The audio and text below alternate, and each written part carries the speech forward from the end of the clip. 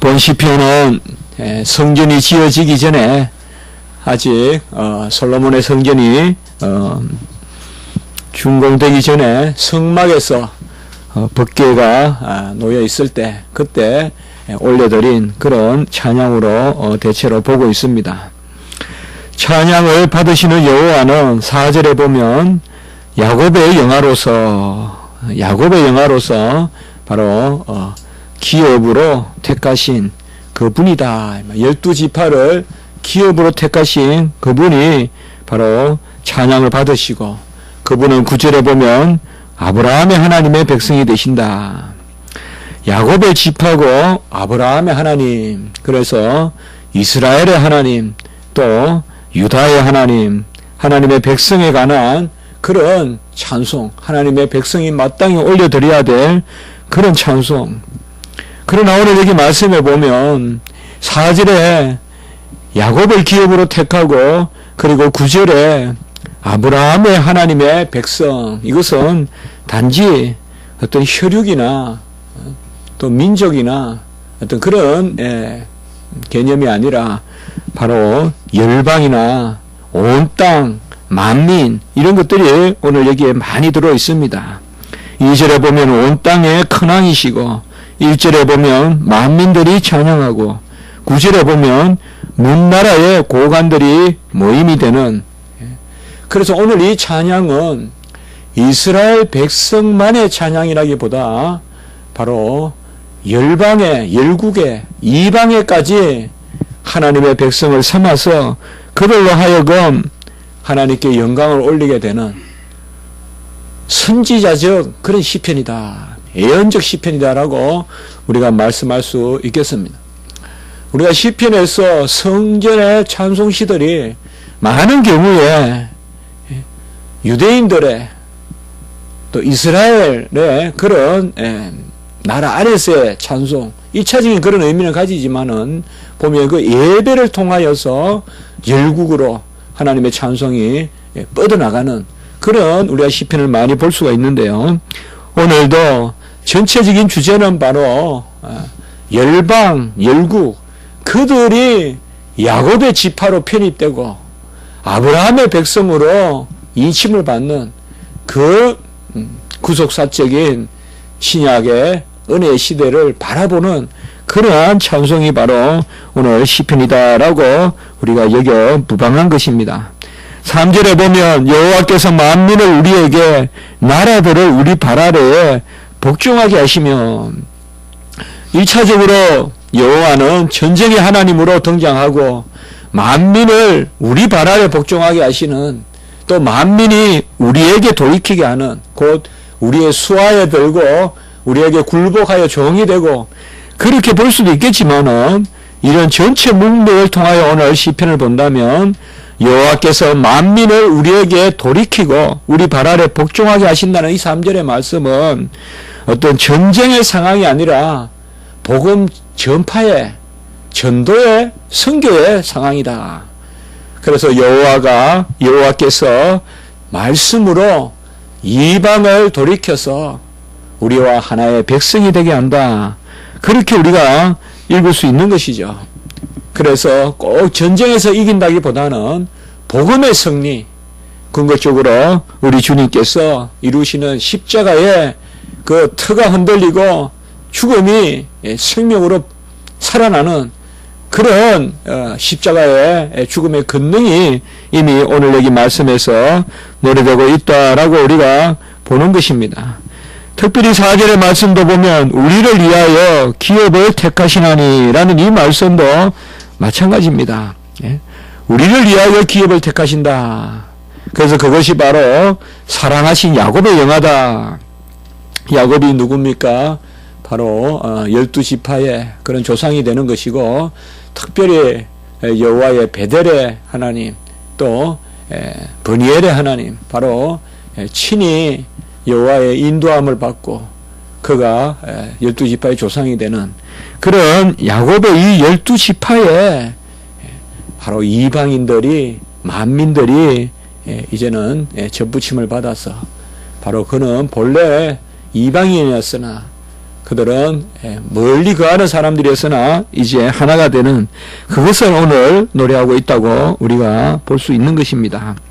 결국은 오늘 이 시편의 후반부에서 우리가 더욱 자세히 볼 수 있는 것은 예수 그리스도를 바라보는 시편이다. 우리가 스가랴서에 보면 성전 한상에 대한 그런 예언의 말씀이 학개서와 더불어 주어지는데 그 스가랴서의 큰 주제가 바로 그리스도 아니겠어요? 오실 예수 그리스도 메시아 대제사장 인자 바로 그분인데요. 이 계시록적인 그런 계시록도 전체적인 주제가 바로 기독론적으로 읽어야 된다는 게 우리의 큰 어떤 그런 맥락 아니겠어요? 그 스가랴서도 그런 건데 바로 오늘 이 시편도 그렇게 우리가 맥락이 가다 있다라고 우리가 좀 볼 필요가 있다는 것이죠.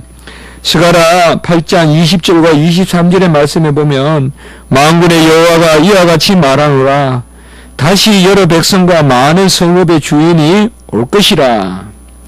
여러 백성과 많은 성읍의 주인이 올 것이라. 만군의 여호와가 이와 같이 말하노라 그날에는 말이 다른 이방 백성 10명이 유다 사람 하나의 옷자락을 잡을 것이라. 말이 다른 이방 사람 10명이 유다 사람 하나의 옷자락을 잡을 것이라. 곧 잡고 말하기를 하나님이 너희와 함께 하심을 들었나니 우리가 너희와 함께 가려 하노라 하리라 하시니라. 워낙 스가랴서나 이런 것은 우리가 문자 그대로 읽어내기가 참으로 만만치 않은 그런 말씀인데 뜻은 어떤 말씀보다 뚜렷한 거예요. 계시록도 마찬가지죠. 뭐 계시록을 이렇게 저렇게 요새 얼마나 이단들이 계시록을 가지고 이야기합니까? 그러나 계시록의 뜻은 분명해요. 계시록에 보면 뜻은 분명하다고요. 언약이 나타나 있고 영생이 있고 그리고 그리스도가 계시고 그리고 구원의 완성이 있고 교회의 완성이 있고 뜻은 분명하게 나타나거든요.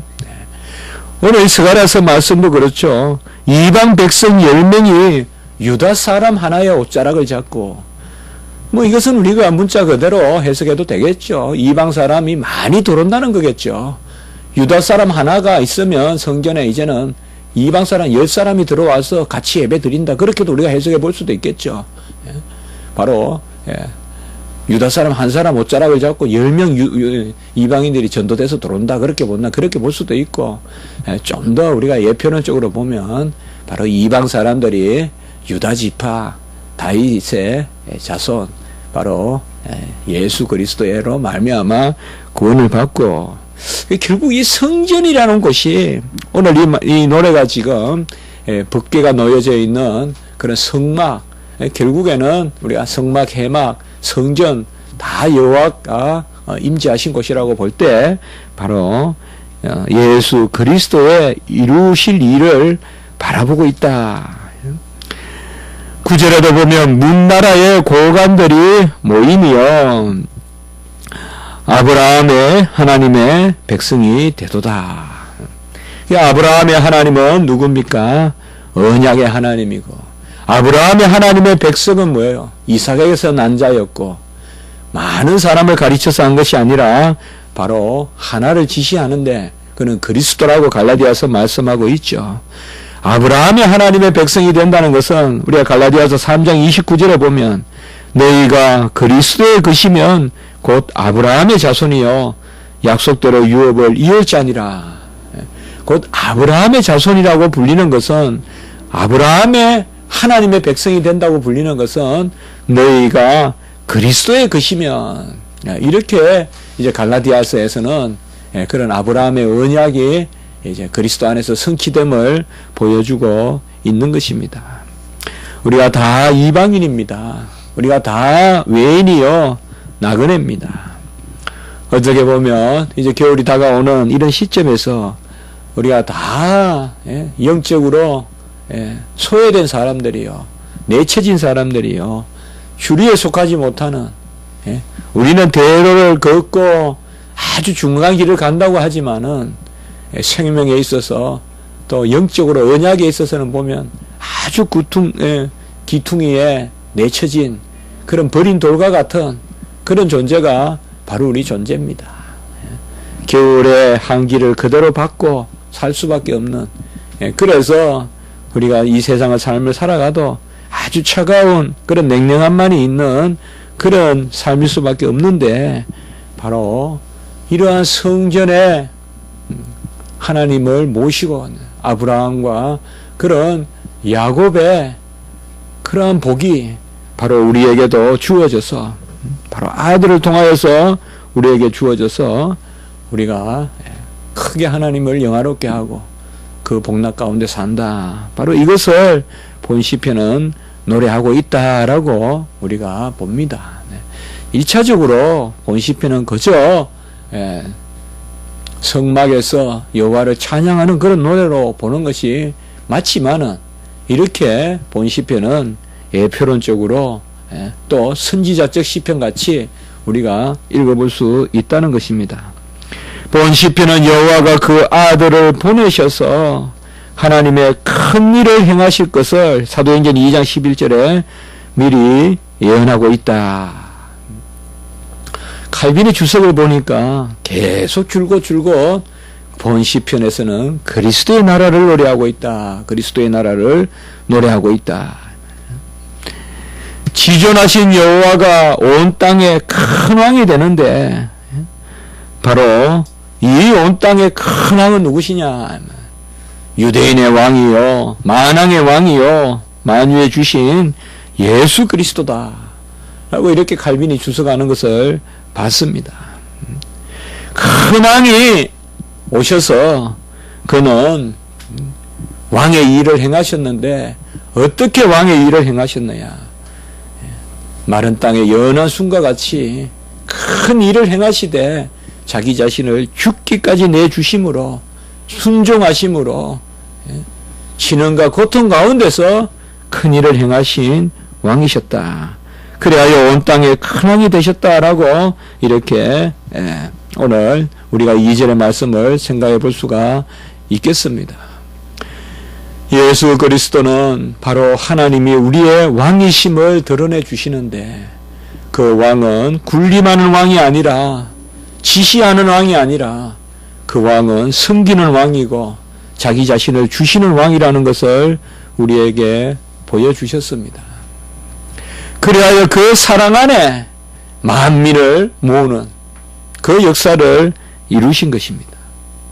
분명히 하나님은 아들을 통하여 통치하시되, 아들은 세상의 군왕으로 온 것이 아니라 헤롯을 물리치고 또 아구스토를 물리치는 그런 군장으로 오신 것이 아니라 지극히 연약한 곳에 말구유에 오셔서 흠모할 것도 없고 강한 것도 없고 지극히 연약한 마른 땅의 가지가 얼마나 연약해요, 여러분들. 바람만 불어도 툭툭 부러지는 게 마른 땅의 연한 가지인데, 그런 연약한 모습으로 오셔서 가장 그분은 작은 자리에 오셨지만은 바로 큰 왕이셨다. 2절에 큰 왕으로 오셔서 큰 일을 행하셨다.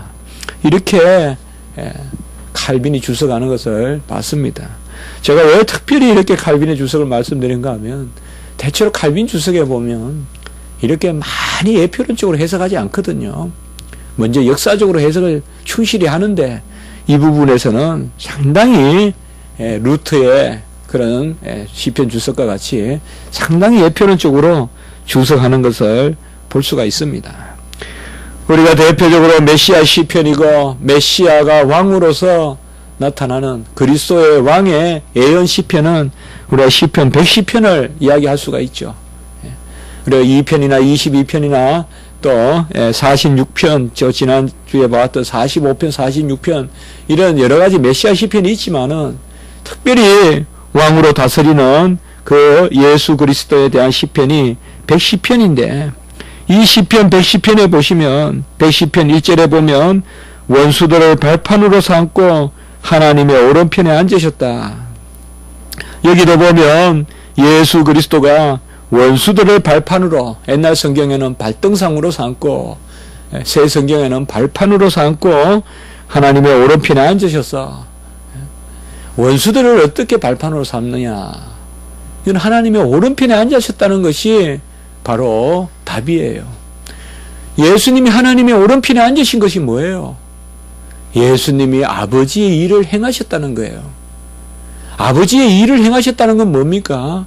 바로 이 땅에 오셔서 자기 자신을 희생제물로, 향기로운 제물로, 속죄제물로, 화목제물로 드리셨다는 것이죠. 그것이 바로 예수님께서 원수들을 이기신 거예요. 예수들이 원수들을 발판으로 삼은 것은 원수들을 발 아래 두기까지 우편에 계시는데, 그것은 바로 다른 것이 아니라 예수님의 구원의 온전한 성취를 이야기하는 것이에요. 그가 지금 우편에서 다스리시고 그가 재림하시는 것은 바로 그 구원의 완성을 의미하는 거예요. 구원의 완성은 다른 것이 아니라 예수 그리스도의 순종의 의, 복종의 의가 다 우리의 것으로 이루어지는 것이죠.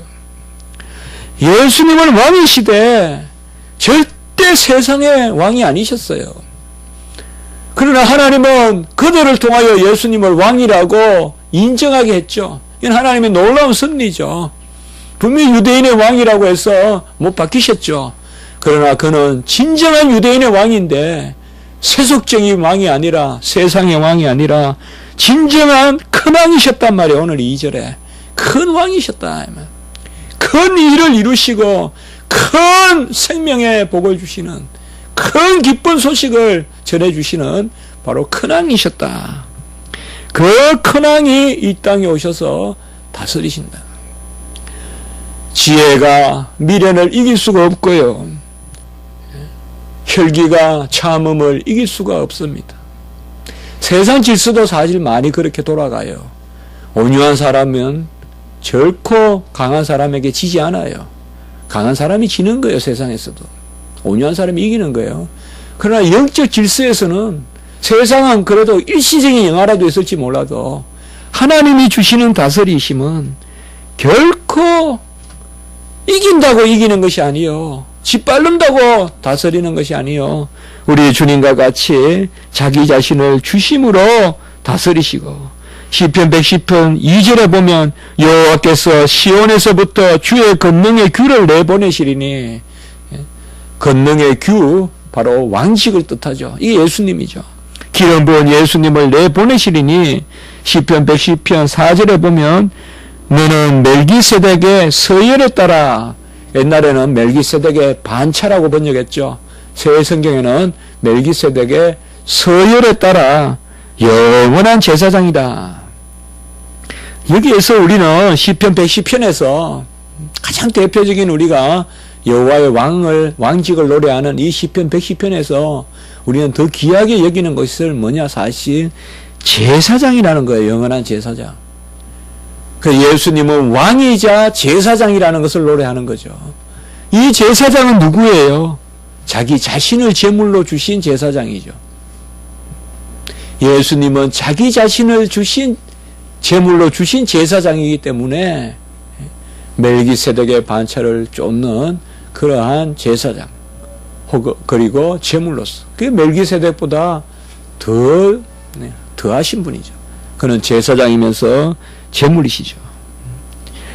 바로 주님께서 이 땅에 오셔서 오늘 3절에 만민을 우리에게, 나라들을 우리 발 아래 복종하게 하신 것은 다른 것이 아니라 예수 그리스도를 통하여서 그의 사랑으로, 대속으로 우리를 복종하게 하신 것이다.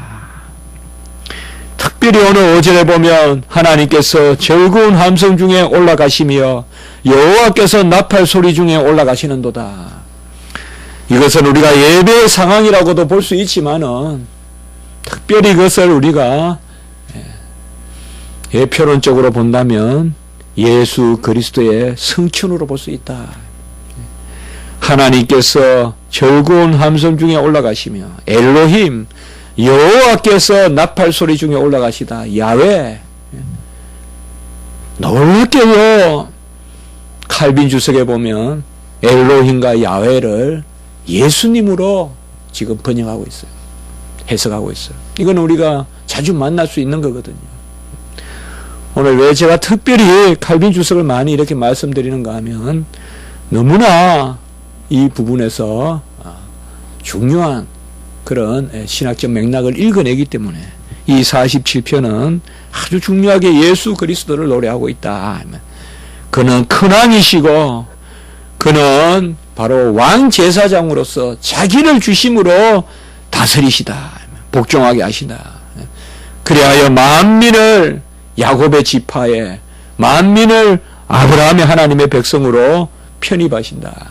곧 접부짐받게 하신다. 그리하여 나팔 소리 중에 올라가신다. 라고 이렇게 말씀하고 있습니다. 우리는 나팔 소리 가운데 내려오신다라는 그런 재림의 소망을 가지고 있는데요. 오늘 말씀에 보면 나팔 소리 중에 올라가시는도다. 어떻게 보면 올라가신 모습으로 내려오신다고 했으니까 내려오시는 모습대로 올라가신 거죠 또. 그러면 나팔 소리 가운데 오시면 나팔 소리 가운데 올라가시는 만군의 그런 여호와 하나님의 아들이 나팔 소리 중에 올라가신다. 그러니 바로 6절과 7절에 보면 찬송하라 찬송하라 찬송하라가 5번 이렇게 연거푸 나오고 있습니다. 찬송하라 찬송하라 찬송하라 하나님을 찬송하라 우리 왕을 찬송하라 라고 이렇게 말씀하고 있습니다. 여기에선 여호와를 찬송하라 라고도 할 수 있지만 아까 말씀과 같이 여기에 나오는 하나님은 곧 우리 왕이신데 예수 그리스도를 찬송하라 찬송하라 찬송하라 라고 우리가 볼 수 있습니다. 시편은 2가지로 혹은 3가지로 읽을 수 있어요. 역사적으로도 읽고 역사적 의미로도 읽고 그 다음에 예표론적으로도 읽고 이 3가지를 읽을 수 있어요. 문자적으로도 읽고 문자의 의미적으로 영적으로도 읽고 예표론적으로도 읽고 오늘은 좀 더 우리가 예표론적으로 지금 보고 있는 겁니다. 그래서 찬송하라 찬송하라 찬송하라 찬송하라 찬송하라 이렇게 5번이나 찬송을 이야기한 것은 성전에 계신 여호와를 찬송하라는 그 지금 임재하신 삼위일체 하나님을 찬송하라는 것도 되지만은 바로 이 땅에 오실 예수 그리스도 누가복음 2장 11절에 다윗의 동네에 너희를 위하여 나신 구주 예수 그리스도 바로 온 땅의 왕이시요 우리 왕이신 그 예수 그리스도 6절에 보면 우리 왕을 찬송하라 라고 이렇게 말씀하고 있습니다. 이 왕이라는 것은 이스라엘 백성은 왕이다 이라면 벌써 시편이 기록될 때 왕이다 그러면 이스라엘 백성들은 왕조 언약을 생각하죠.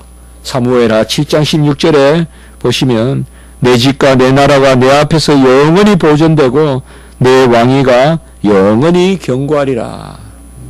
그러니까 이스라엘 백성들은 왕이다 이라면 아들이라는 개념이고 아들이다 그러면 바로 다윗과 솔로몬의 언약을 떠올려요. 그것이 바로 통치 언약이라고 하잖아요. 우리가 그 통치 언약 바로 온 땅의 왕이다 이 말이에요. 그분이 예수 그리스도로 다윗의 가문 가운데 이 땅에 오신다라고 이렇게 말하고 있습니다. 특별히 7절에 보면 우리가 눈에 띄는 게 뭐예요? 지혜의 시로 찬양하라 라고 이렇게 말씀하고 있습니다. 예수 그리스도를 지혜의 시로 이게 바로 마스길이거든요. 교훈이라는 뜻이거든요. 그래서 그 교훈으로 찬양하라 라고 이렇게 말하고 있습니다. 우리는 그리스도의 영을 받았고 예수 그리스도는 그의 영으로 선지자들을 구약에도 가르치게 하셨고 우리에게는 지금 그 영이 임재해서 지혜를 갖고 진리의 영으로 우리가 살아가고 있습니다. 우리 안에 예수 그리스도를 찬미하는 것 이것은 구약의 시편 기자가 구약의 선지자들이 노래하던 것과 전혀 다른 바는 없습니다. 동일한 삼위일체 하나님을 노래하는 것이지만은 지금 우리는 지혜의 시로 하나님 앞에 나아가는 것입니다. 헛것을 섬기는 것이 아니라, 모르는 것을 섬기는 것이 아니라 그가 하신 모든 일을 기억하면서 성령의 임재로 말미암아 하나님께 영광을 올리면서 우리가 하나님 앞에 나아가는 것입니다. 그러니 신령한 지혜로 찬미로 하나님 앞에 노래를 부르고 계시와 지혜의 이 성령을 받았기 때문에 우리가 하나님 앞에 노래를 부르는 것입니다. 오직 예수 그리스도를 알고 찬양하라 찬양하라 찬송하라 찬송하라 찬송하라 이렇게 숱하게 5번이나 이렇게 외치고 있습니다. 우리는 그저 이 시편을 다 버리더라도 그저 찬송 찬송 찬송하면서 우리 주님을 영접하고 그의 성호를 기리고 그가 하신 일을 기억하고 기념하고 영광을 올리는 그런 백성, 그 백성이 우리의 마땅한 모습이고 우리의 특권이고 우리를 그 백성으로 삼아주신 것이 바로 오늘 이 시편에서 노래라는 것입니다. 이 세상은 갈수록 번영하고 윤택해집니다. 어쨌든 인류는 문명적으로 계속 발전하고 있습니다. 물론 일각에서 많이 죽어가고 있지만은 그래도 사람들이 조금씩 번영하는 것은 사실이고 자연에 대한 정복도 더 많이 일어나고 있습니다. 잘 살아가고 있는 것은 사실입니다. 그러나 우리가 조금 아쉬운 것은 성도의 신앙생활을 하면서 아쉬운 것은 이러한 찬송하는 마음이 우리에게 점점 희미해진다는 것이죠. 어떤 세상의 영화와 이 땅에서의 번영과 이 찬송이 과연 항상 정비례하는 것은 아니라는 것이죠. 내가 잘 살아야, 건강해야, 명예가 있어야, 부귀가 있어야, 형통해야, 이런 것이 있어야 5번 찬양하는 게 아니라는 거죠. 어떻게 보면 오늘날 번영신학이나 번성신학이나 또 기복신앙이나 이런 신앙은 바로 이 땅에서 누리는 것을 찬양의 조건으로 여기는 이러한 잘못된 그런 함수관계를 가지고 있다. 우리는 그것이 아니다. 이 말이죠. 우리는 왕이 돼 섬기는 왕이요. 진정한 찬송은 예수 그리스도의 공로로 말미암아 그가 이루신 의로 말미암아 본질적으로 우리에게 주어지는 것이지 사건적으로 우리에게 주어지는 것은 아니다. 그래서 항상 기뻐하고 쉬지 말고 기도하고 번사에 감사하라고 한 것은 바로 본질적으로 우리에게 인격적으로 주어진 자격이지 사건적으로 주어진 자격이 아니다. 무슨 일에 찬양하라, 모든 일에 찬양하라 그런 게 아니라 내 자신이 찬양의 도구가 되라, 네 자신이 찬미가 되라 라고 이렇게 말씀하는 것입니다. 1절에 보면 너희 만민들아 손바닥을 치고 즐거운 소리로 하나님께 외칠지어다 라고 이렇게 이야기하고 있죠. 손바닥을 치고 즐거운 소리로, 이것은 어떤 하나의 고유한 방법이라기보다 표현이겠죠. 아주 즐겁게 손바닥을 치고, 꼭 손바닥을 치라는 말이 아니라 이만큼 즐겁게 즐거운 소리로 하나님께 칠지어다 라고 이렇게 이야기하고 있습니다. 막연하면 근심하십니까? 막연하면 두려우십니까? 막연하면 즐거워하는 우리가 되었으면 좋겠습니다. 아무 일도 없으면 즐거워하는 우리가 되어야 되겠어요. 아무 일도 없으면 괜히 쓸쓸하고 괜히 두렵고 괜히 외지고 괜히 버림받은 것 같고 그런 생각을 하는 것이 아니라 아무것도 없으면 그것으로 감사하는 이런 모습이 되면 좋겠어요. 그렇게 변했으면 좋겠어요. 아무것도 없어도 너무 기쁜 찬미가 내 속에 흘러넘치는 그런 우리가 되었으면 좋겠어요. 무슨 일로 기뻐하는 것은 다 썩어지는 것이요, 없어지는 것이요, 그 일에는 분명히 머리가 있으면 꼬리가 있어서 머리는 나를 즐겁게 할지 몰라도 꼬리는 나를 치면서 들어오기 때문에 세상의 영화와 번성은 항상 찌르는 가시가 함께 있어서 일시적으로 향기가 나나 한쪽에서 나를 크게 찔러서 노응을 입히고 결국은 그것으로 말미암아 썩어서 죽게 하는 그런 장미와 같단 말이죠. 그러니까 우리는 정말로 그것이 아니라 어떻게 보면 이 세상에서 사건적인 사안적인 즐거움을 추구하는 것을 본질적으로 즐거워하는 것으로 바꾸는 것, 이것이 우리가 날마다 살아가는 성화의 삶이 아닌가. 아무 일이 없을 때 즐거워할 수 있는 것, 그저 여호와만으로 즐거워하고 그가 나를 구원해 주셔서 야곱 백성 삼아 주시고 아브라함 백성 삼아 주신 것만으로 즐거워하는, 그것이 안 되거든 억지로라면 그렇게 해봅시다. 그저 가만히 어느 방에 내 혼자 앉아 있거든. 너는 항상 기뻐할 존재라는 것을 우리가 생각합시다. 굳이 무슨 자기 암시하듯이 그렇게 하라는 건 아니고요. 너는 그저 기뻐해야 될 존재야. 너는 감사해야 될 존재야. 왜 네가 막연히, 내 영혼아 왜 막연히 네가 두려워하느냐. 그게 아니라 너는 막연히 즐거워하라. 막연히 기뻐하라. 이러한 노래가, 찬송시가 그리스도를 향한 송영이 우리의 마음에 넘치기를 함께 기원해 보는 것입니다. 한번 기도드리겠습니다.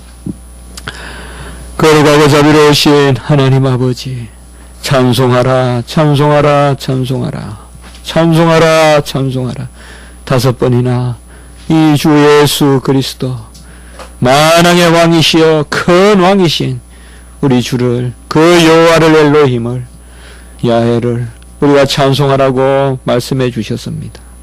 아무 일 없으면 소망 있게 하시고 아무 일 없으면 찬송하는 저희들 되어서 쉬지 말고 기도하고 범사에 감사하고 항상 기뻐하는 저희들이 될 수 있도록 주여 도와 주시옵소서.